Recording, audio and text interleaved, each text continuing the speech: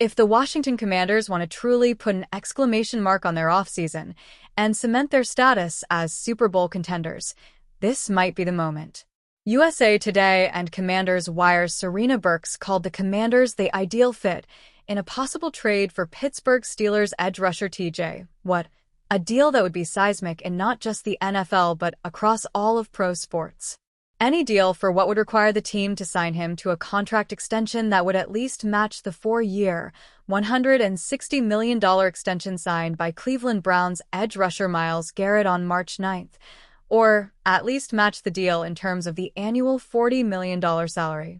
Watt, the 2021 NFL Defensive Player of the Year and a 6-time NFL All-Pro, is headed into the final season of the 4-year, $112 million extension he signed with the Steelers in September 2021. One of the biggest needs over the offseason for the Washington Commanders was finding a true edge rusher, Burks wrote on June 29th. They brought in Javon Kinlaw and Dietrich Wise Jr., and while they are both capable defenders, the Commanders lack a true game-changing edge rusher. Someone like TJ Watt. Commanders ignored edge in draft and free agency. The Commanders did make a big move on the defensive front in the offseason, just not at edge rusher, when they signed free agent defensive tackle Kinlaw to a 3-year, $45 million contract on March 10th. While the Commanders already had a pair of serviceable defensive tackles on the roster with Darren Payne and Jajon Newton, what they still don't have is an elite edge rusher. It's something you almost certainly need if you want to win a Super Bowl. Washington also failed to add an edge rusher in the 2025 NFL Draft. I'm a little confused by not taking any edge rushers, Barstool Sports PFT commentator, a Commanders fan, said on Pardon My Take on April 28th.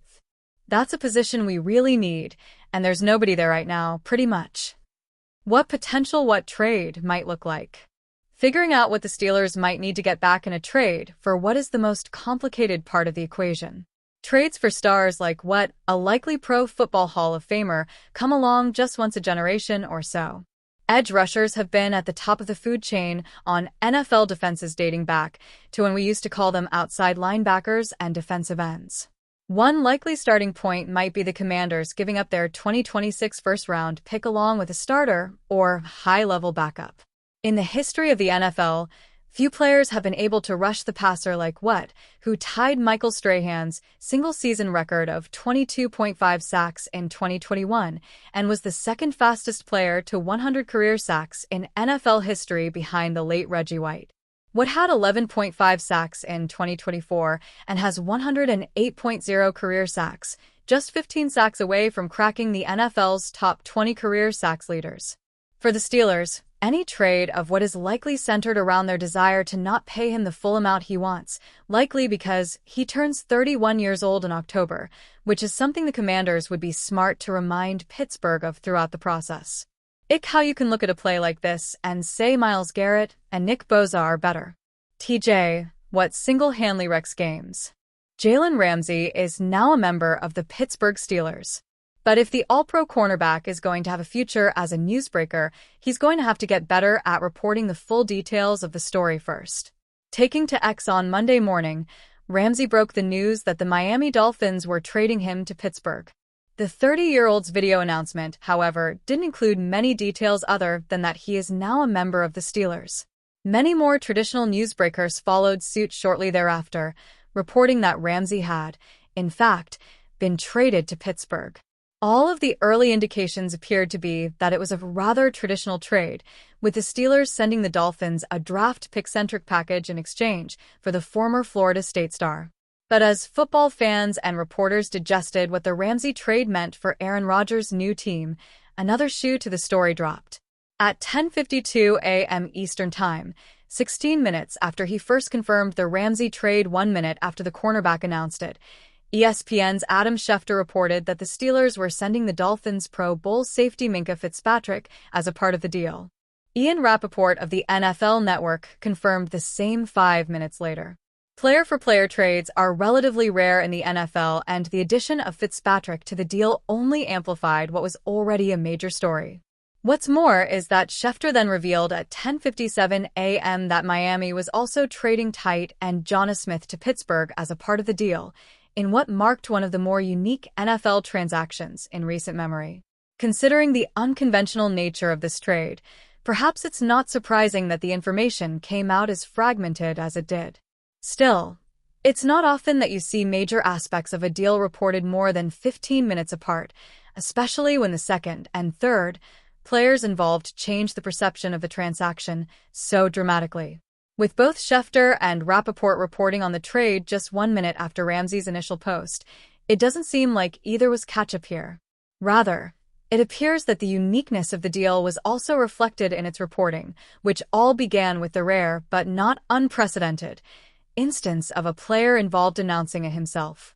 The Pittsburgh Steelers shocked the NFL world with their blockbuster trade for Miami Dolphins cornerback Jalen Ramsey on June 30th, and they may not be done, as an NFL insider just linked them to a potential wide receiver signing once again.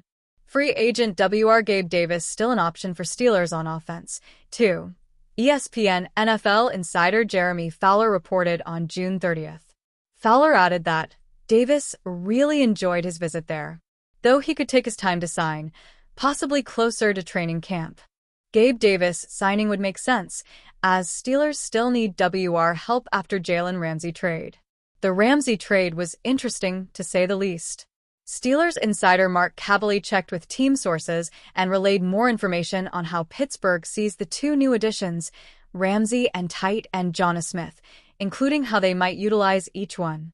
But in the meantime, the Steelers' most glaring roster need is still, you guessed it, wide receiver, although there are question marks at safety now too after the Minkah Fitzpatrick departure. Davis is the obvious link, being that he visited Pittsburgh earlier this spring, as Fowler reminded. The 26-year-old big play threat is known for his veteran leadership and clutch catches in the postseason. With the Buffalo Bills, Davis racked up 474 receiving yards and 6 touchdowns over 7 playoff appearances. His best regular season receiving total was 836 yards and 7 TDs in 2022, although his 2023 output was not far behind.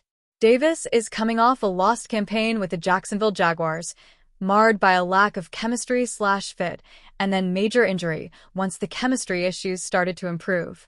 If you chalk that up as an outlier of a season, and it has been, statistically speaking, Davis could be exactly what the Steelers' offense needs in a WR signing. A competent and clutch pass catcher who plays on the outside and comes from a winning culture. With Davis, Pittsburgh could shift Calvin Austin III back into his more typical slot role, alongside second-year draft pick Roman Wilson. With DK Metcalf at the top, that would give the Steelers a much more well-rounded and professional WR core in 2025. Steelers in the midst of unprecedented offseason.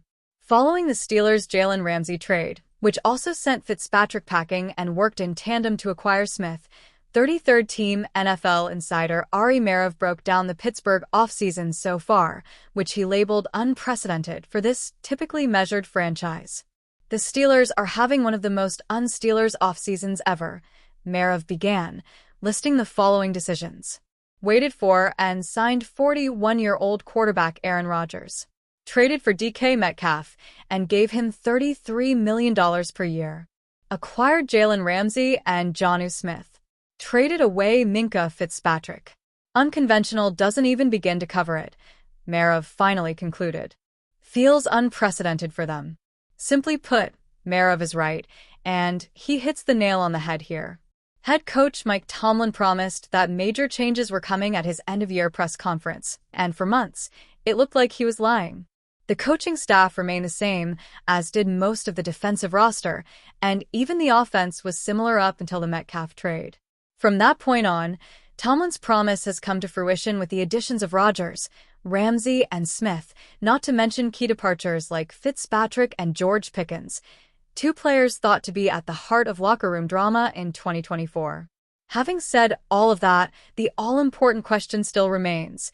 Will all these changes make a difference for Tomlin and the Steelers this time around?